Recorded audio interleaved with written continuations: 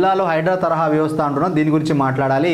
ఈ యొక్క హైడ్రా పనితీరు బాగుందని రాష్ట్ర వ్యాప్తంగా స్థానికులు ప్రజలు ఎవరైతే అంటే వాళ్ళ యొక్క ఏరియాలను కాపాడుకోవాలని కమిటీలుగా ఏర్పడి ప్రజలందరూ హైడ్రా తరహా వ్యవస్థ కావాలని చెప్పి బయటికి వచ్చి జనాలే హైడ్రా లాంటి వ్యవస్థ కావాలని ముందుగా నిజామాబాద్ స్పందించిండ్రు. హైడ్రా తరహాలో నిమ్డా కావాలని చెప్పి వాళ్ళు అడగడం జరిగింది. అదేవిధంగా చుట్టుపక్కల ఉన్న జిల్లాలందరికీ కూడా ఈ యొక్క అంటే అందరూ జనాలు కొంత మోటివేట్ అవుతున్నారు, వాళ్ళ యొక్క ప్రాంతాలను కాపాడుకోవాలని, ఈ యొక్క కబ్జాలకు ఈ గురి కాకుండా ఉండాలి, చెరువులు వాళ్ళను కాపాడుకోవాలి, కుంటలను కాపాడుకోవాలని చెప్పి నిర్ణయానికి రావడం వల్ల రాష్ట్ర ప్రభుత్వం కూడా ముఖ్యమంత్రి గారు స్పందించి ప్రతి జిల్లాలో హైడ్రా తరహా వ్యవస్థ ఏర్పాటు చేస్తా, ఈ హైడ్రా అనేది ఆ యొక్క జిల్లా కలెక్టర్ చూసుకోవాలి.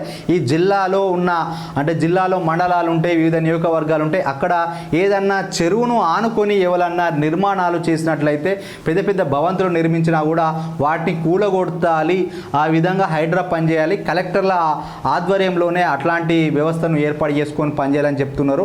అంటే మన మంచిర్యాల జిల్లాలో ఎక్కడన్నా చెరువులను కబ్జా చేసుకొని ఇల్లు కట్టుకునే వాళ్ళు ఉన్నా కూడా చెరువును కబ్జా చేసి రియల్ ఎస్టేట్ చేసిన, చెరువును కబ్జా చేసి పెద్ద పెద్ద గోడమ్స్ నిర్మించిన, వ్యాపార సముదాయాలు ఏర్పాటు చేసుకున్న, కన్స్ట్రక్షన్ చేసుకున్న వాటిని కూడా త్వరలో కూలగొట్టే దిశగా ప్రభుత్వం అడుగులు వేస్తున్నట్టుగా తెలుస్తుంది. కాబట్టి ఎవరైనా అలాంటి వాళ్ళు ఇంకా నిర్మాణాలు చేపట్టే దశలో ఉన్న వాటిని అర్ధరంతరంగా ఆపేసుకోండి, ఎందుకైనా ఎప్పటికైనా వాటిని కూలగొట్టే ప్రమాదం ఉంది. ఏదైనా విద్యా సంస్థలు ఉన్నట్లయితే వాటికి కొంత వెసులుబాటు ఇచ్చే అవకాశం అయితే హైదరాబాద్లో కనిపించింది.